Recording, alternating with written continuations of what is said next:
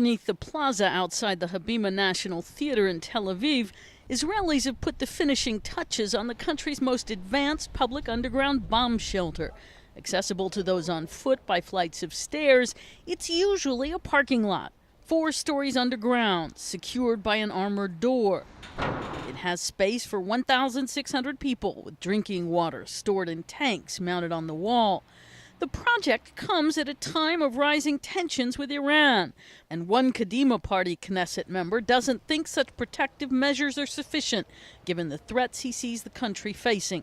My committee came to the conclusion that we are not ready enough, and that's why we call upon the government to speed the preparation, to do what they have to do. They've got responsibility for 8 million people living in Israel. A local hospital chief details some of the problems. In 48 hours, the shelter under the SOURASKY Medical Center can be transformed into an emergency ward with up to 1,000 beds.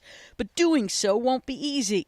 How do you operate a facility, a protected facility, for only half of the patients of the hospital and half of the staff?